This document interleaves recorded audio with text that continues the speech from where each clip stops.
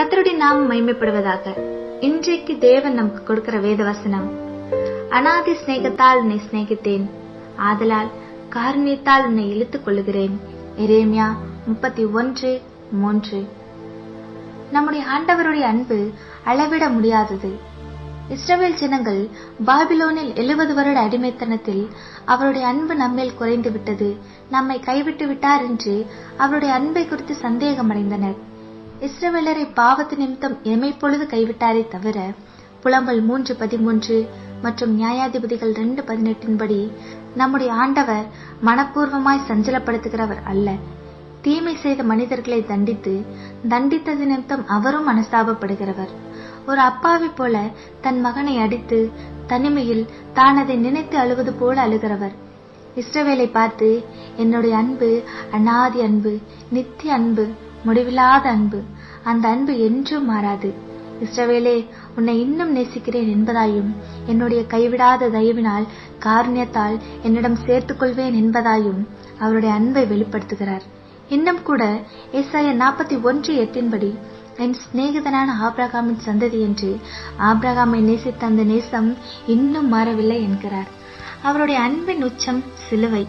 இஸ்ரவேலை மட்டுமல்ல, யோவான் 3:16 படி, தேவன் தம்முடைய ஒரே பேரான குமாரனை விசுவாசிக்கிறவன் எவனோ அவன் கெட்டு போகாமல் நித்திய ஜீவனை அடையும்படி அவரை தந்தருளி இவ்வளவாய் அளவில்லாமல், அதாவது உலகத்தில் இருக்கிற எல்லார் மேலும் அன்பு கூர்ந்தார்.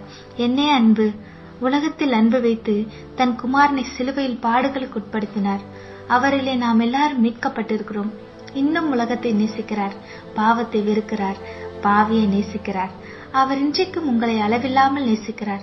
நீங்கள் ஒருவேளை அவருடைய அன்பை விட்டு போயிருக்கலாம், அவரை மறந்தே போயிருக்கலாம். அவர் இன்னும் உங்களை நேசிக்கிறார். நீங்கள் அவரிடத்தில் வர காத்திருக்கிறார். ரட்சிக்கப்பட்ட நீங்களும் அவருடைய அன்பு என்மேல் குறைந்து விட்டதோ இல்லையோ என்று சந்தேகப்படாதீர்கள். உங்களை உலக தோற்றத்துக்கு முன்பே தெரிந்து கொண்டு அன்றைக்கு வைத்த நேசம், அன்பு உங்கள் மேல் இன்னும் குறையவே இல்லை. யார் நேசிக்காவிட்டாலும், யார் வெறுத்தாலும், யார் விலகினாலும், எப்பொழுதும் விலகாத வெறுக்காத நம்முடைய அன்பு தகப்பன் இயேசு உங்களை அளவில்லாமல் நேசிக்கிறார். அவர் அன்பு குறைவதே இல்லை. எல்லையில்லாத அவருடைய அன்பு உங்களை அணைக்கிறது. ஒருபோதும் தீமை நினைக்காத அவர் அன்பிலே மகிழ்ந்து களி கூறுங்கள். ஆமேன். நாம் ஜெபம் செய்வோம். அன்புலே இயேசப்பா, உம்முடைய அன்பு அளவில்லாதது, எல்லையில்லாதது. சில நேரங்களில் உங்க அன்பை நாங்கள் புரிந்து கொள்வதே இல்லை. நீர் எப்பொழுதும் எங்களை நேசிக்கிறீர் என்பதை அறிந்து கொண்டேன். உங்க அன்பு ஒன்று போதும் நான் வாழ இயேசுவின் நாமத்தில் ஜெபிக்கிறோம் எங்கள் நல்ல தகப்பனே. ஆமேன். கர்த்தர் உங்களை ஆசீர்வதிப்பாராக.